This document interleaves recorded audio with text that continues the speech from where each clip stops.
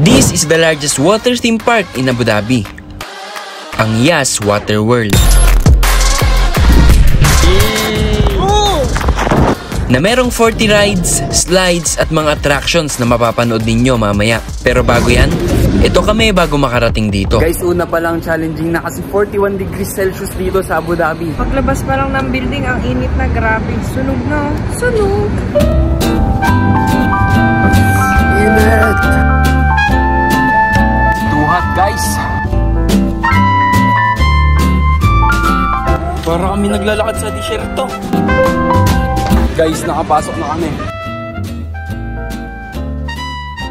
Guys, nandito na kami sa loob at mag-start na kami mag-ikot ni Ate Maria. Anong masasabi mo?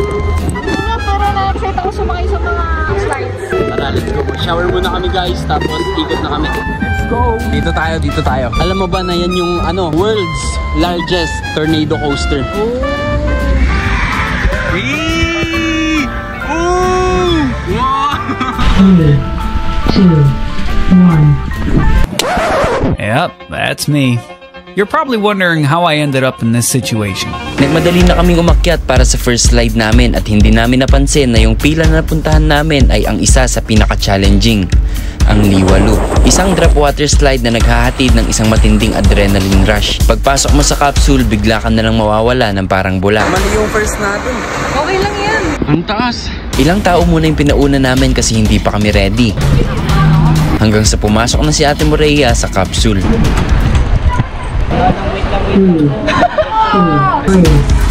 2,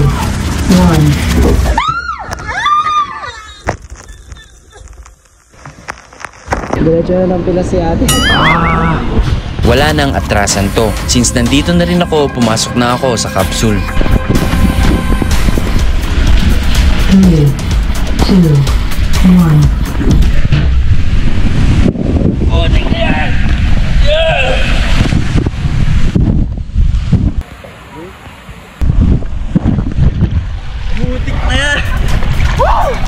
Di pa ako ready!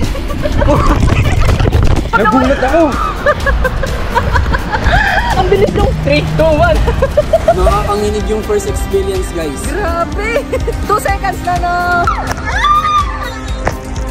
Wala nang hininga. Narinig mo na yung 3, 2, 1, wala ka nang magagawa.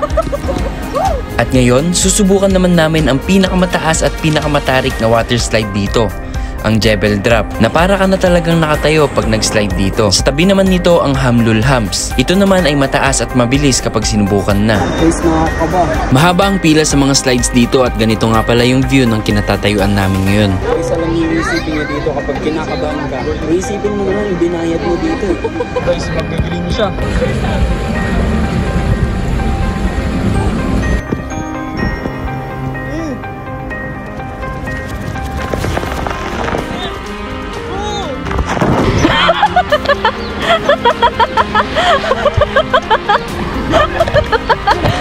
Grabe yung experience guys. Nanginginig ako. Yung shorts ko nasa taas.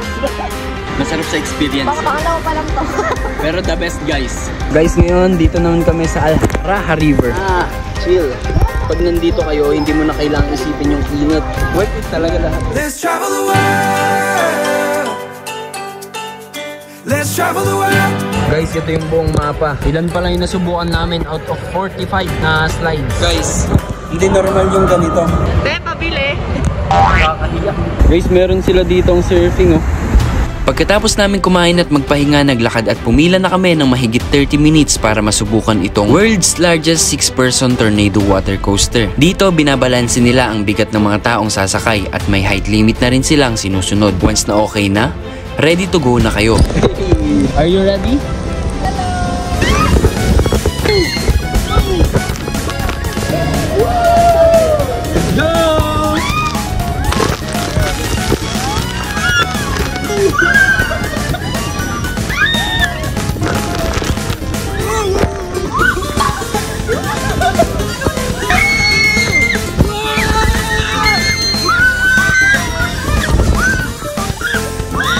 Talagang nag-enjoy kami sa rides na ito kahit na medyo nakakakaba.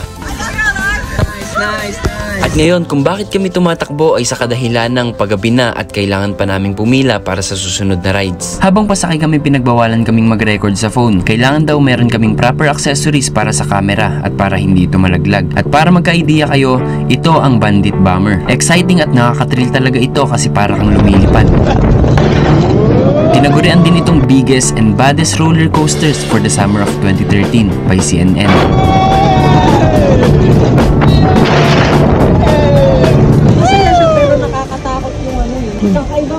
Sunod na pinuntahan namin itong Mara Fortress. Ito ang lugar dito na kung saan mag-e-enjoy ang lahat, mapabata man o matanda. Meron silang slides na sinubukan namin. Let's go!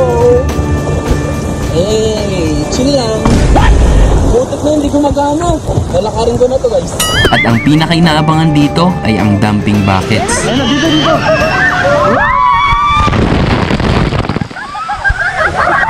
Guys, gas na namin dito. Hanggang 8 lang ata dito, kaya susulitin na namin dito. Meron na lang kaming ilang minuto bago sila magsara, kaya naman sinulit na namin ito dito sa Amwaj Beach. Ito rin ang region's largest wave pool. Sayang kasi hindi namin nasubukan lahat, pero masasabi ko dito sa experience namin ay the best. Babalik kami dito na handa sa gamit, lalo na sa camera para mas maging quality pa lahat ng mapapanood ninyo. Always remember, your future is created by what you do today.